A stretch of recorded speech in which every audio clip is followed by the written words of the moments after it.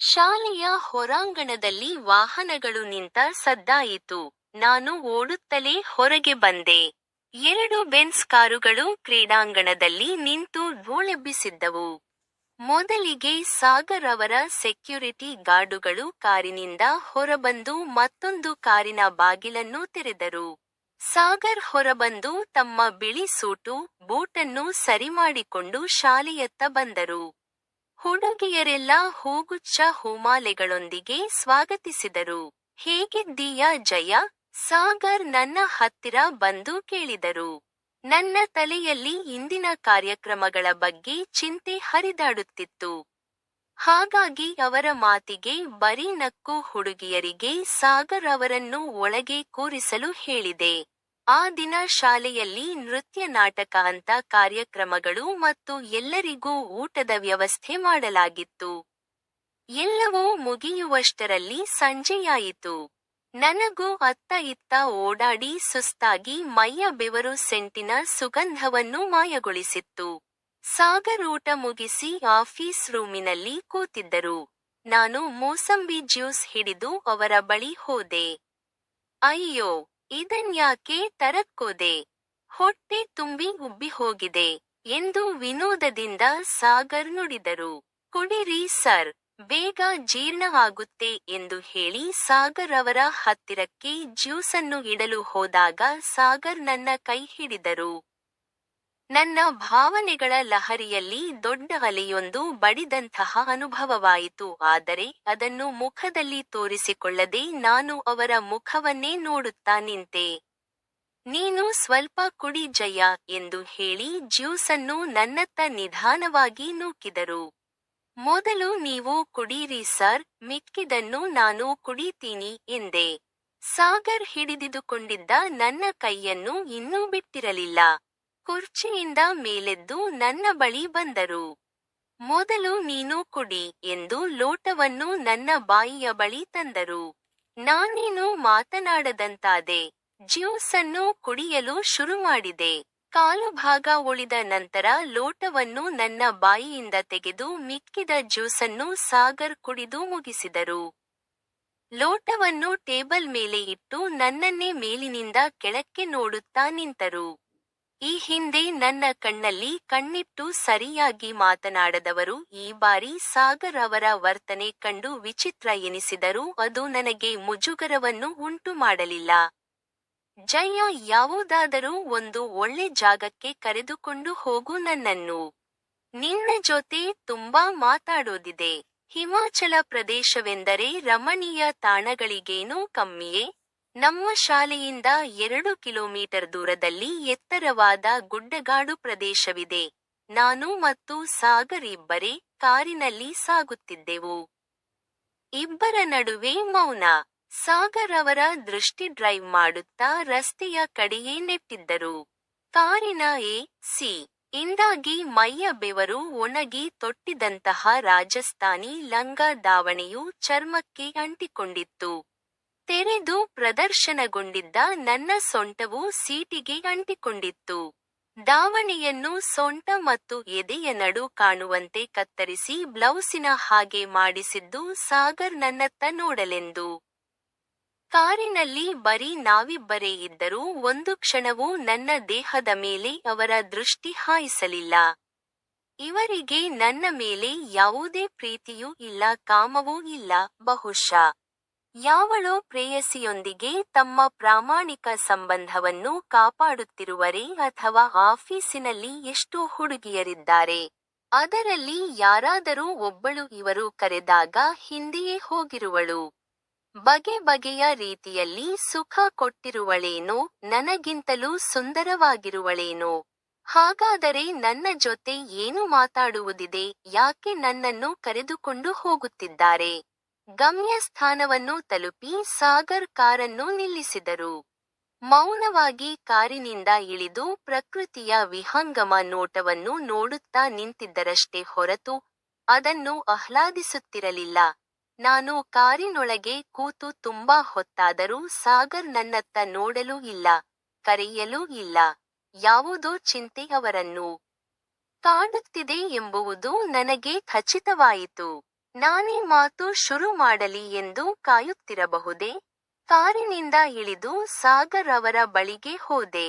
ಏನಾಯ್ತು ಸರ್, ತುಂಬಾ ಡಲ್ ಆಗಿದ್ದೀರಾ ಎಂದು ಕೇಳಿದೆ. ಜಯ, ನೀನು ಯಾರನ್ನಾದರೂ ಪ್ರೀತಿಸ್ತಾ ಇದೀಯಾ? ಅಥವಾ ಮನೆಯಲ್ಲಿ ಮದುವೆಗೆಂದು ಗಂಡು ನೋಡಿದ್ದಾರಾ?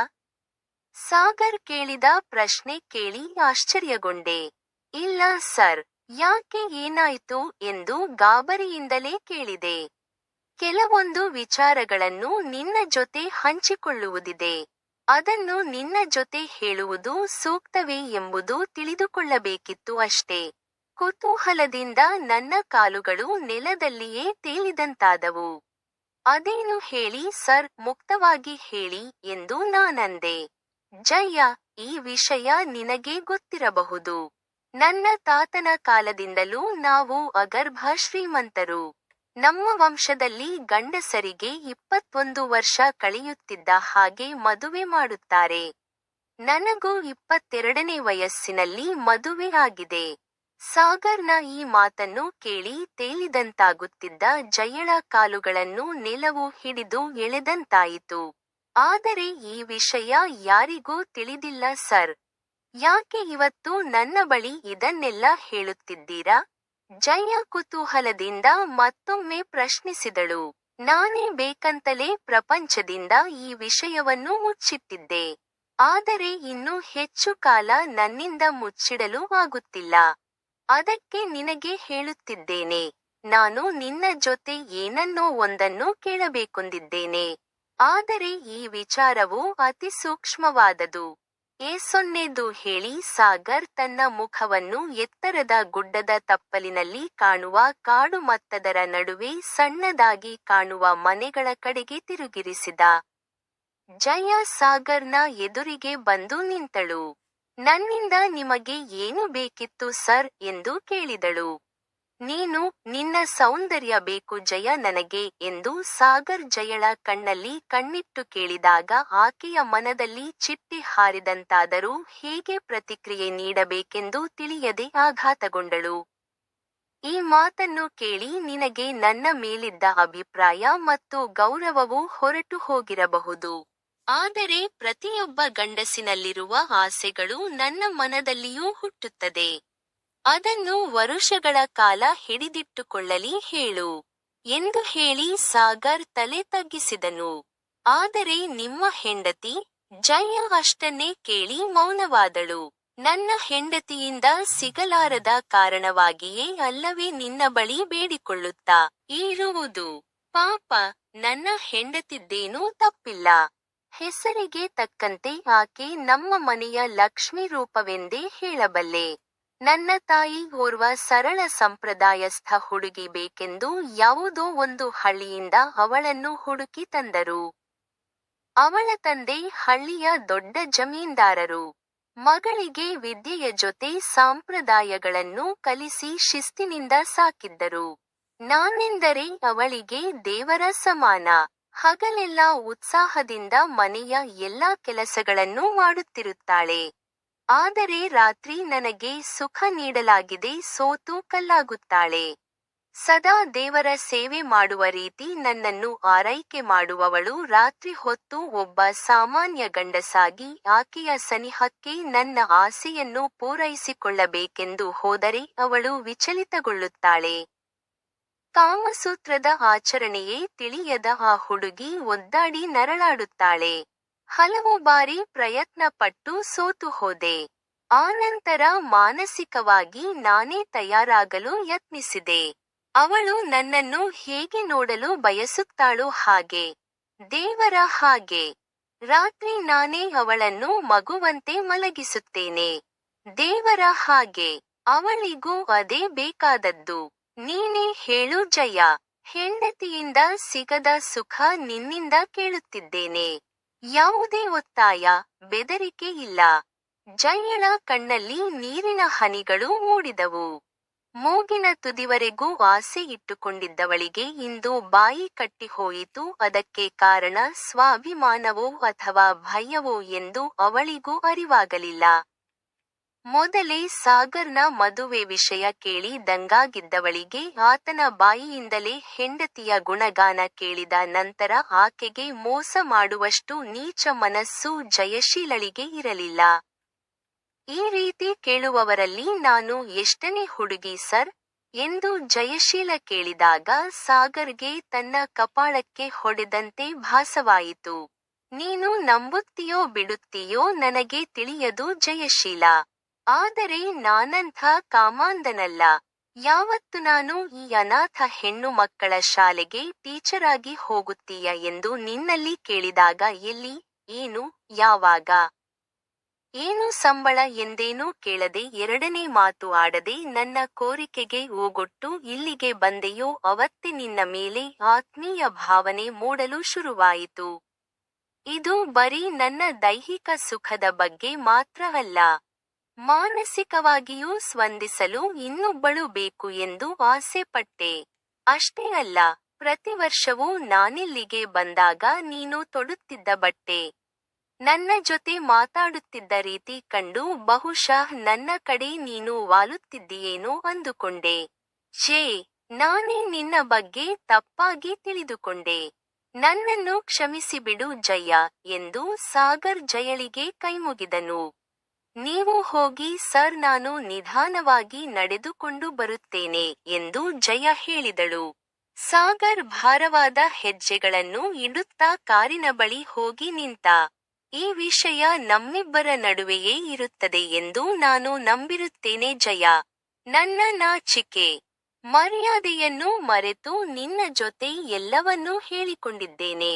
ನನ್ನ ಮೇಲೆ ಇನ್ನೂ ಸ್ವಲ್ಪ ಗೌರವವೇನಾದರೂ ಉಳಿದಿದ್ದರೆ ಅದನ್ನು ಕಾಪಾಡುವ ಜವಾಬ್ದಾರಿ ವಹಿಸಿಕೋ ಎಂದು ಹೇಳಿ ಸಾಗರ್ ಕಾರಿನಲ್ಲಿ ಹೊರಟು ಹೋದ.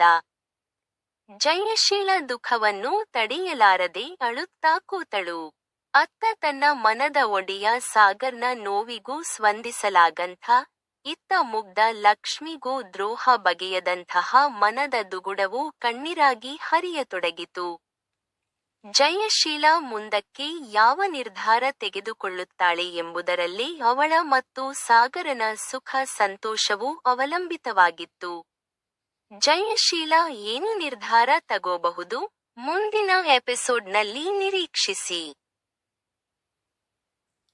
ಈ ವಿಡಿಯೋ ಹಾಗೂ ಇಲ್ಲಿ ಬರುವಂತಹ ಕಥೆಗಳು ಕೇವಲ ಕಾಲ್ಪನಿಕ.